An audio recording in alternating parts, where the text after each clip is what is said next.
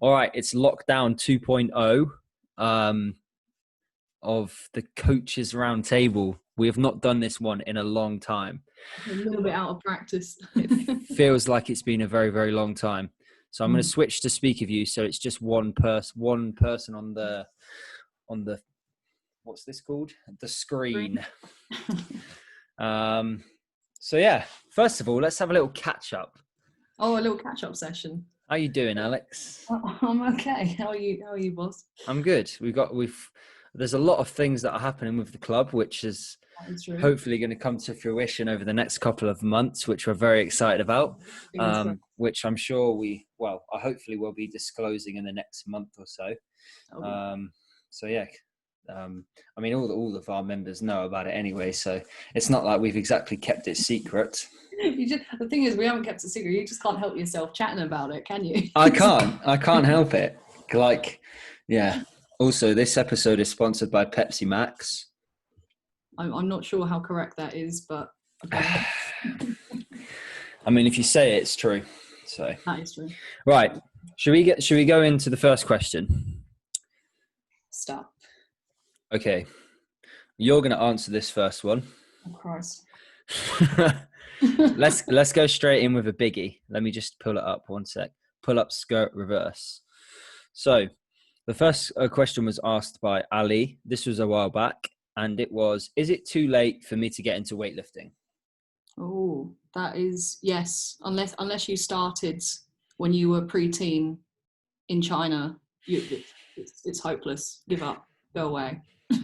No, I don't think. The thing is, it depends on what you want to get from it, and like ultimately, look, it's a really, really enjoyable sport, and just do it whenever. We've got people who are like really young. We've got people who are like, you know, kind of beyond retirement age. We've got all sorts, and you know, I think the thing that's important is that they all keep coming down and keep training just because they enjoy it, and it's a really fun sport, obviously, to get into and to practice, and you meet so many people through it that, like, you know, I think you're kind of approaching the question of getting into weightlifting from, oh, you know, but I'm never going to be, you know, as strong, or never going to fulfill my potential, or that kind of thing, because I never started early. And it's like, well, who gives a fuck? Just, you know, it's not just about that.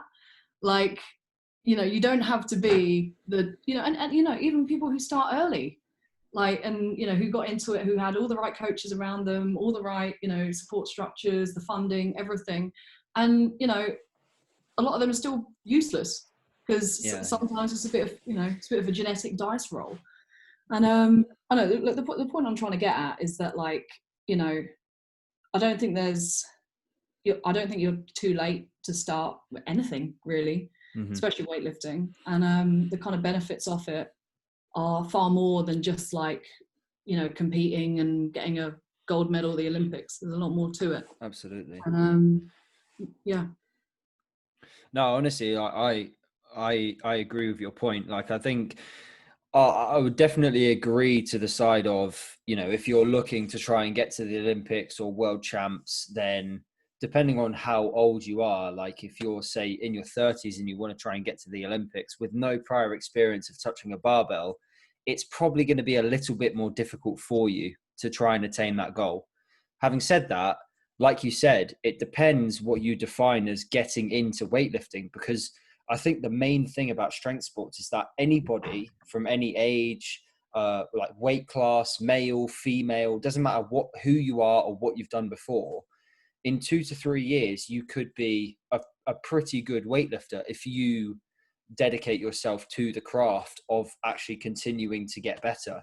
Like, I don't know very many sports that allow you to be able to have the progress that strength sports might give you, you know, because essentially, like, weightlifting and powerlifting and stuff, it is basically just going to the gym, isn't it? Like, that is our sport.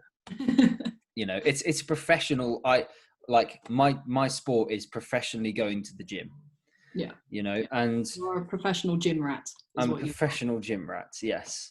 And like, you know, you said it perfectly, where weightlifting, although there are the individuals who want to be very competitive, and there are also some individuals who don't even start until late in their teens, or even very, very early 20s that have had some success to some degree. But I think by and large, it's even we have some seniors and masters in our club, and they've only been training for 6 months to a year, and they've made so much progress comparatively to where they started. Now, obviously, if you say, well, what could they have done 30 years ago? Who knows what they could have done 30 years ago, because they weren't lifting 30 years ago. You know, so you can't really compare the progress from if they'd have started 20, 30 years ago to what it is now, because there's no evidence to say that they could have been better then than they are now. You know, lifestyle could have changed, or I often find that the more I lift, or the more years that I lift, the more experienced I know at getting to know my body. And when I first started out lifting, it was like 5-6 times a week, and I was just battering my body for absolutely no reason whatsoever. And I found that the first 2-3 years of lifting, I actually didn't make as much progress as I have in the last 2 years, which is odd, because usually when you come into a new sport, you get that kind of newbie gains, right? But yeah, I guess to kind of round it off, I completely agree with your point. Is I don't think it's ever too late to get into weightlifting. And I think, in all honesty, I think that's just an excuse. Like, to put it fairly bluntly, like, it's never too late to get into anything. It's a hobby at the end of the day. If you don't want to take it too seriously, it is a hobby. So no, it's never too late. It's like crochet. Is it ever too late to get into crochet? No, I know 20-year-olds that are doing crochet. Like, you know, it's crochet world championships. Yeah, crochet, exactly. Not everyone aspires to be the crochet world champion. No, if you're not maxing out your crochet skills. Yeah, if you don't have weighted crochet sticks, then do you even crochet, bro? Exactly. But yeah, that's a good question. It's a good, and to be fair, it is one that is asked fairly frequently. Is it too late, or do you think I'd be any good at this? No idea. You've got to try it first. You know, that is true. You can get like lots of beginners, and they think that we have like some, you know, like little crystal ball, and like we say hello, how are you, and then we just know what they're going to do in the future. And I'd like to think that we do, but we don't. Yeah. Nobody knows. You know, you could drop the bar on your head next session, and you know that's your career over. Fuck knows. Like, let's hope not. We could do really, really well. It's probably somewhere between not getting anywhere and getting to the Olympics. It's somewhere in between there. Beyond that, I couldn't be more specific. You just got to try and find out, you know. Yeah, exactly. Cool. A very quick first one. Right, should we go into the second one? Let's do it. So this one is interesting as well, because I also want to relate this a little bit to the current situation that we're in with lockdown. So Cam, my brother, has asked, I sometimes lose motivation in the winter months. What can I do to keep the hype high? So obviously it's winter. Well, I mean, it's kind of coming to the end of autumn now, right? But yeah, it's coming towards winter, and also we're in a lockdown. So go fun for times it, Alex. all around. Fun times all around. Electric boogaloo. Yeah. Oh. What are you doing to not be all sad during lockdown? Not be all. To be honest, I'm actually kind of thankful that we have the club. Yeah. Because and obviously like working still has allowed me to sort of keep my brain ticking over. But I'd say, aside from that, in terms of like training specific, I've written a new program. It's very, very basic. It's basically just strength work, because although I can drop weights on the floor because I'm training in the car park, I don't really, you know, I'm like, well, is there, you know, is it, could I can do that, or could I just focus on something that I'm really bad at, which is strength? You know, I'm not saying that my technique is impeccable. That's not what I'm saying. I'm just saying that, you know, it's nice to be able to drive the needle and be able to get a little bit stronger during the period that, you know, you might not be able to lift, or at least Olympic lift, in the situation that we're currently find ourselves in. So obviously training with M helps and Prince. So, you know, it's that's usually how I would keep that's how I've kept my motivation up during lockdown. Just different program, training with someone, and just changing the stimulus that I'm doing during my training program, so it feels like I'm doing something completely different rather than just the same monotonous thing again and again and again. Yeah, that's reasonable. I think, for me, it's mostly kind of similar thing. Just changing the focus completely. We're literally just lifting in the living room, which is fun. But you know, it's just squats and presses. Yeah. It's squats and presses, like, you know, day in, day out. And but you know, my kind of perspective on it is that, like, you know, obviously weightlifting is a strength sport. So if you get your strength up, your lifts are going to go up as well. Probably not immediately once you get back. You need to remember how to snatch and clean and jerk again.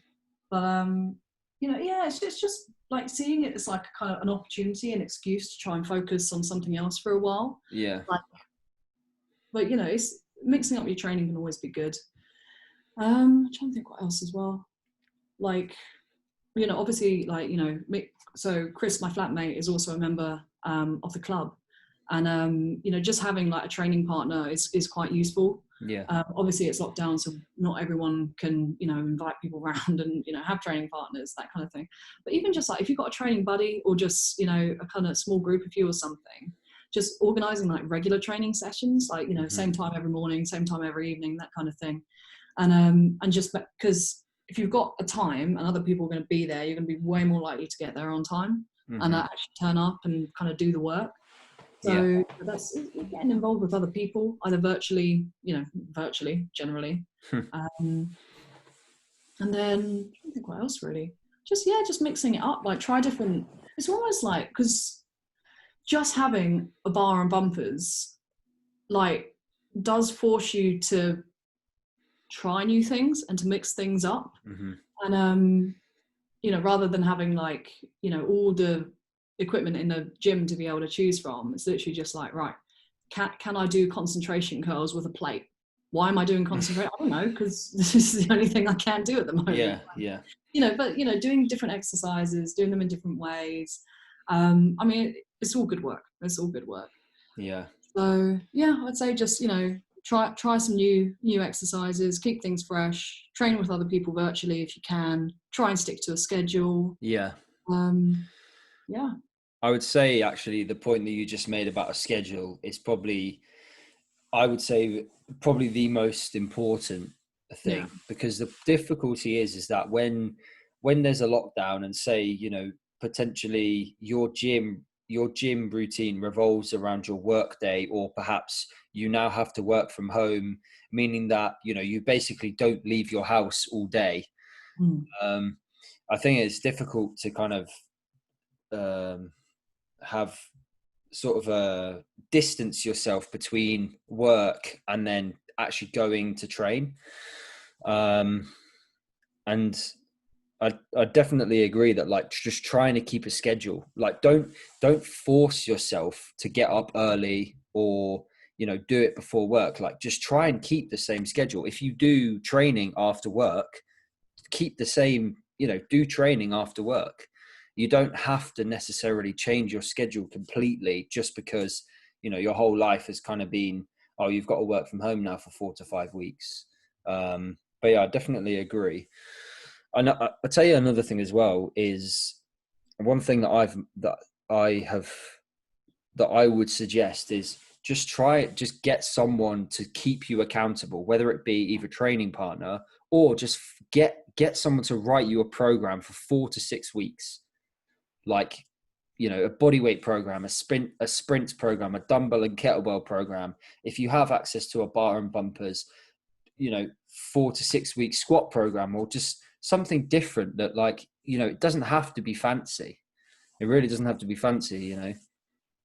And like you said, virtual stuff helps tremendously. I think just having the accountability of someone watching over you, or having a couple of friends who dial in and you train together, you know, like it's less awkward than you think. I think people think it's going to be really awkward, but it isn't. You know, it's because everyone's there to do something. You're not just there to like sit and watch for an hour or 2 hours. You're there to actually give someone value. So that's what I'd say is. Anyway,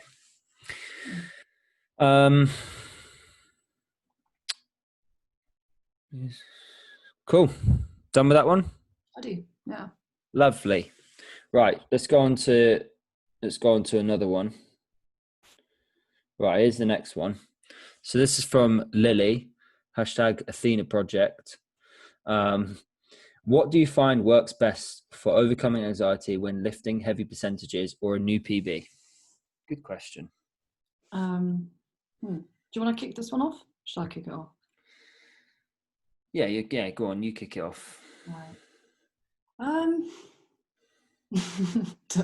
was just imagining what you might say. I mean, the thing is it is simple, but at the same time, it's not, because really a lot of it does come down to like psychology. Yeah. So what would you say to me if I was getting a bit nervous? What do you mean? Oh, there you go. You remembered.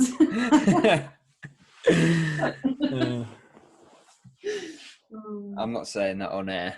You have to now. No, I'm not saying that. Sorry. Well, I'm going to tell you then. Go on then.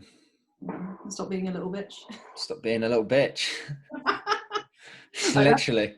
That's the shortcut route. The realistic route is that it's often a little bit more tricky than that.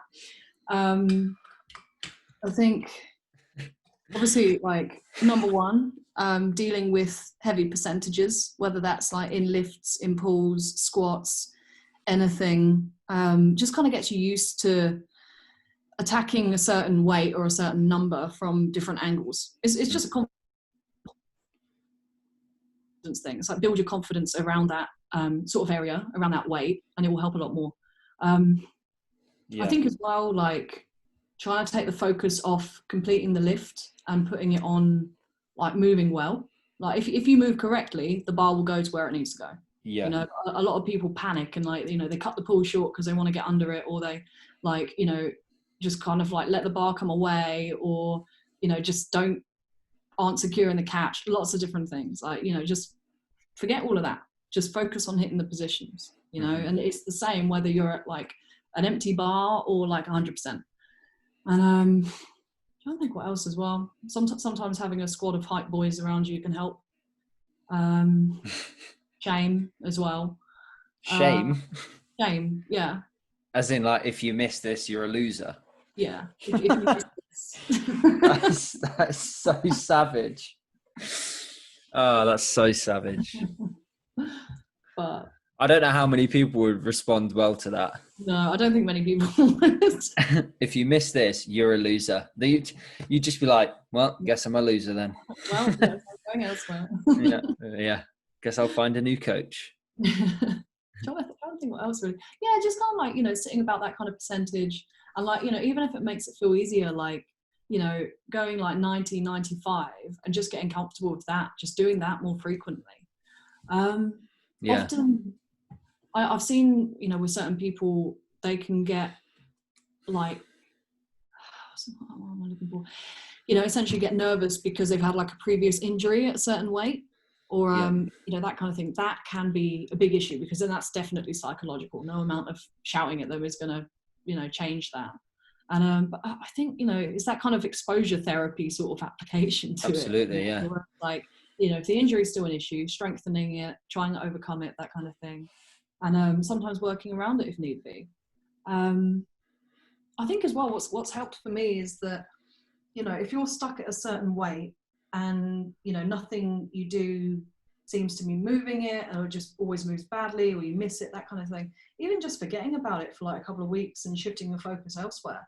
You know, like, for example, you know, if you're snatching clean and jerk is kind of, you start to get a bit worried around, you know, this percentage, shelve it, work on your back squat, work on your general strength. And then when you come back to it a month or two later, you know, you'll find you've got way more of a reserve to actually tackle it.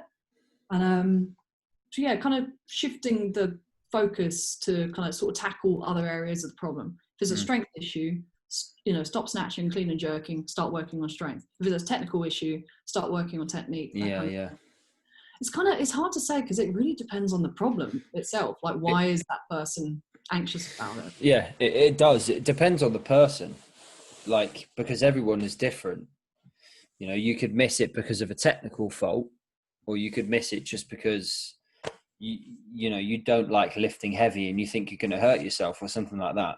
But I think, like you said, exposure therapy, exposing yourself to those weights fairly frequently, as well as trying to get stronger in the squat, the pull, and the press, you can't go wrong with that.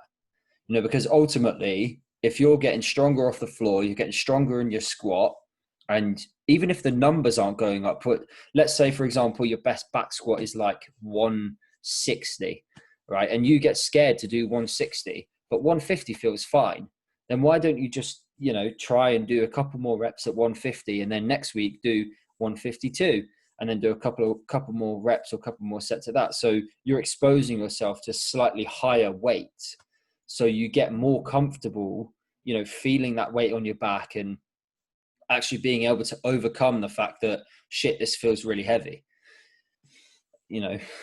So I definitely agree with you. Is like exposure therapy is you have to expose yourself to that kind of stress, because really that is one of the only ways that you're going to get over the fact that you're anxious about hitting a heavy percentage or a PB. Yeah. I think one thing which is kind of specific, but I've seen it come up quite often, is people will start freaking out when there's a certain combination of like bumpers and fractionals on a bar. Yeah. Like, the moment the greens go on, or the moment the collars go on, or something like that, and they just go, ugh. Yeah. And obviously, but then you take off the bumper and you just put fractionals and you hide the weight on it, and it's no problem whatsoever. Yeah. I think, try not to use the Band-Aid approach. I think is like, try not to turn your entire bar into biscuits. Because at the end of the day, it's like you kind of want to get used to certain kind of combinations and color schemes and that kind of thing. And like, it can sometimes be useful to like kind of go around that. But, if you're afraid of reds, like, look, you've got to get over that somehow. You just got to see it as part of the process. So, I think, I think that's what I'd have to say. I'd definitely encourage people not to kind of skirt around a problem. Yeah. Especially with that, and just, load it how it's supposed to be loaded. But if it isn't, like, if you are going to put a load of fractionals on, don't do it very often, because otherwise you're letting yourself get into that bad habit of just like seeing a combination on the bar and freaking out. Which is not great when you go into a competition platform, because that's what they're going to put on the bar. No amount of, please can I have like 3 2.5s on each side, is going to change the way they load it. So definitely. One thing as well, I think, I don't really know enough about this to be able to kind of go in depth with it, is I feel like in a lot of sports, people they use things like positive self-imagery or self-talk and things like that. And I don't think it's that common in weightlifting. The only thing really that I've seen is, so whenever I'm kind of going to approach a lift, if it's heavy, obviously, like I would be remiss if I was like, I don't get nervous at heavy weights, because you do. Like I don't really know if that ever goes away, if I'm honest. At least for me, it never does. There's going to come a time where those weights that you've hit that were maximal are now easy, but you've got to get past the point of, like, sometimes you've just got to attack it and just give it everything you've got. And hey, if you miss it, who cares? No one's going to shout at you, are you? Because you gave it your best shot. Well, probably not, but I mean, the thing, like, they might shout at you, they might be like, but that, it's not like they're going to be disappointed in the fact that you tried. Because you did try. Like, I think there's a big difference. Is disappointment and being annoyed is very different. I don't think a coach, well, I would hope not, but I don't think a coach would ever be disappointed at the fact that you missed it, even though you tried it. And then for them to say, I'm disappointed that you missed that. Like, it's not the best way to, obviously everyone is different and they respond to different things either positively or negatively, but like, I think like by and large, you know, you want to encourage good things and discourage bad things, but you know, it's got to be an overall like people have to want to come to training, you know, they have to want to make that lift. And I think like as a coach, obviously it's going to be different for the individual, but that is your job. That's to, you know, your job is to make them hungry for it. Yeah. And like by and large, you know, people don't like being in situations where they're bollocked for things. So, especially if they're paying for it. Well, it makes them feel like an idiot as well, doesn't it? Yeah, yeah. And, you know, so yes, sometimes you do need to say, hey, kind of snap out of it, let's go, let's move, that kind of thing. But like, I don't know, yeah. Not stuff like, if you don't hit this, I'll be disappointed in you, or like, you know, that's just silly. Like that's not coaching. That's like fear tactics. Like, what? we're not going to war. We're doing a sport. You know, it's a bit different when you're in the military and someone might say like, if you don't do this, you'll die. You know, like if you miss a snatch behind you, I'm not going to bloody shoot you in the back of the head. Like, you have to just to send them to the back wall. Just go.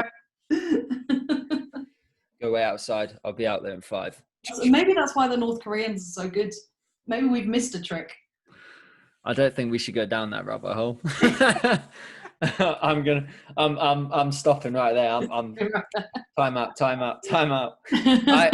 I'm a head out. I'll see myself out. Yeah. But I mean, kind of going back to my point is like self-imagery and like self-talk. I don't think I used to never, you know, kind of just go into a weight and not want to think about it. But sometimes now I'm thinking about actually lifting the weight and seeing myself finish the lift in my mind. And I think that allows me to actually have mental clarity that I don't have to worry about finishing the lift. Like you said, all I need to worry about is just getting in the positions, applying speed, applying force, and then, you know, just hoping for the best. Yeah. You know, but I definitely think that's something that would be interesting, actually, if we could potentially see if any of the members in our club use stuff like self-talk and I think self-talk is a little bit more common, where you sort of like tell yourself, come on, let's go, like give yourself a slap on the thigh, like you've got this, you know, that sort of thing. But I think self-imagery, I mean, I don't know if you do that, but you and I do the same thing, where we both close our eyes and then we take a breath in, shrug our shoulders, and then we kind of have mental clarity where everything just goes quiet in my mind. I'm usually like thinking through the lift. Yeah, like, exactly. Actually, like, they're feeling it, experiencing it just for a moment, which is why I need all the time I can get before the lift actually starts in competition. Well, 2-minute timer, right, let's go now. Yeah, exactly. But and and it takes your mind off stuff, because like, especially if you're in like a busy gym environment and like, you know, there's one idiot over here or somebody's doing something over there and someone's walking across your platform, and like, you know, just taking a moment just to not think about any of that, you know, and then approach the platform clear-headed. It can make a massive difference. Yeah, for sure. For sure. Yeah. Oh, sorry, I thought you'd cut out there, but then I realized that you hadn't. It just zoomed in on my face, and I was just like, yeah. All right, cool. Hopefully we answered that question well enough. Shall I have a look at, see if there's any more? Let's have a little look. Can you think of any? Chris, he had a question. Oh, Chris has a question. Christopher. Earlier. So you know Chris, you know, he's a little bit like, especially in squats and stuff, he's a bit of a what's the word that I'm looking for? He's a bit of a scissor lift, you know? Scissor lift. The lift is just straight up and down, but his torso is like completely flat. And what do you mean flat? As in like this? Yeah, or like he's not like vertical squatting, he's almost like that. Oh right, yeah. But his hips are so tight, mate. Yeah. What do you reckon? So we're basically trying to get him a little bit more kind of upright in the squat, because he's got the proportions for it. It's like he's all torso and no legs. So we're basically trying to figure out like, how do we, and also, you know, he has exactly the same problem in the snatch and in the clean. where he's very, very kind of tilted over. Yeah. And but you kind of look at him and it's like he's ticking all the boxes, but he's not actually vertical. I think sometimes that comes down to like a motor passing issue though, because sometimes people don't think about trying to keep themselves upright. They kind of just bring themselves forwards because it feels more comfortable. Like I think the only way I learned how to do that was a front squat, and then also just a goblet squat. So I have to actually think about keeping my torso and my core braced, to be able to improve just doing that movement. Yeah, you know, I suspect as well it might be something to do with like, you know, because he's got fairly tight hips, but also like just his ankle flexibility. Yeah. It's definitely been improving. But like, are there any like you got any good stretches for ankle flexibility, that kind of thing? I mean, I can definitely send some over. I don't know if people want me to show how flexible I am, because I'm not very flexible, but Behold my flexible ankles. But yeah, I mean, I could definitely send some over for him. Like, definitely. I mean, you can see that his hips are tight. Yeah. It might even be glutes as well, because the glute and the hip it could be one or the other. Yeah. But that's what I'd say. I'd say it would either come down to a motor pattern issue, or not an issue, but just, you know, a motor pattern area where he's learned to squat with a torso that is more forward, and he just feels comfortable like that, which is, it's not necessarily an issue. But like you said, if you want to have more of a carryover to weightlifting, then we need to have slightly more flexion in our knees, which means our chest has to be more upright. So we're getting more quad, a bit more glute, and it's slightly more specific to a front squat and a clean. Yeah. Fair enough. But yeah, I can send you over some stuff for him. But I'd also, I mean, obviously you don't have a kettlebell, but even if you have him hold a plate up to his shoulders and try and think about keeping his chest and elbows up as he squats, rather than thinking about keeping his back straight. See if that helps. I'll give that to him. I'll see how he gets on with that, actually. Sounds good. And if that doesn't work, do the old trick of, whilst he's working on his mobility, stick some heels under his plates whilst he warms up, so that he can think about driving his knees more forward and keeping his torso more upright. And then once he's warm and the weights are on the bar, you can take them off, and we'll see if it makes a difference. Yeah, it's a good idea as well. Yeah.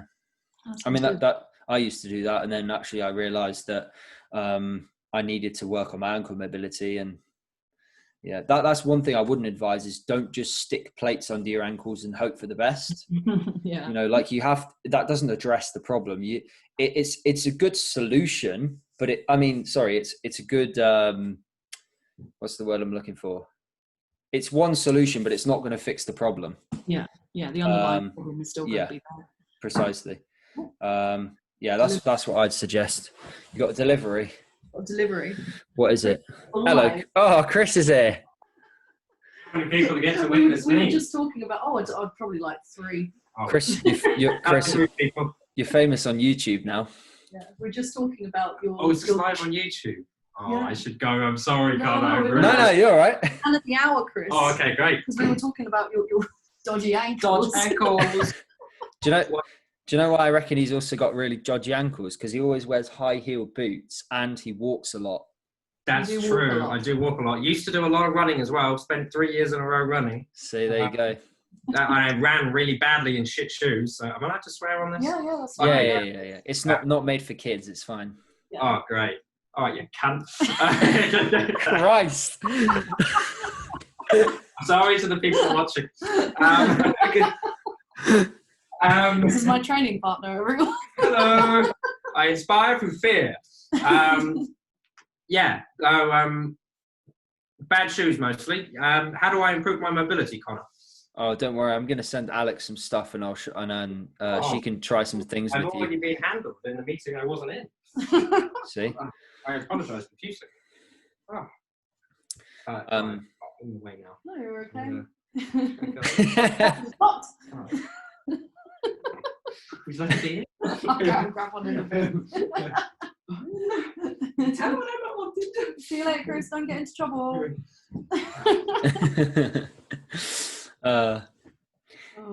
Yeah. But yeah. So that's Chris, Action Man. But yeah, so I'll send you some stuff and then That's good. Just see if that works. Cool. I think that's it. Should we cap it there? Probably a good start, isn't it? Ease everyone in. Yeah, that sounds good. We don't have any more questions, no? I will have a quick look. Give me 1 sec.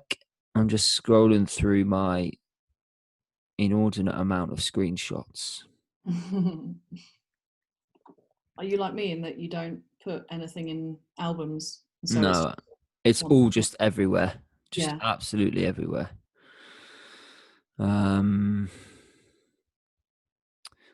find any more.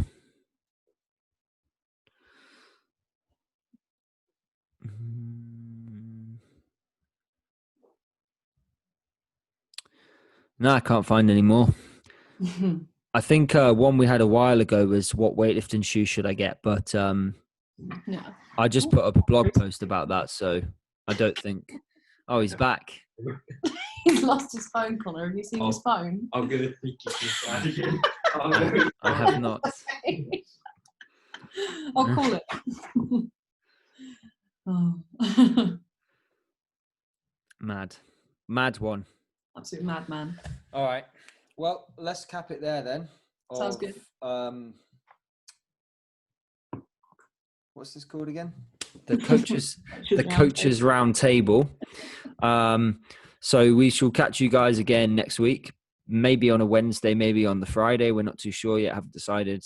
But yeah, if I was about to say thanks for tuning in, but we're the only ones here. Yeah. So thank you. We're going to stick it. Thanks to me and Alex. We'll stick it on YouTube.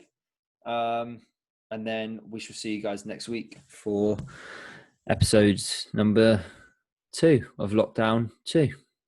Yeah. Out of 6. Episode 2. Out of 6. Out of 6. Lockdown 2 out of 6. What about I'm moving country? I'm getting out of here. Yeah. All right. Peace, peeps. See you guys later.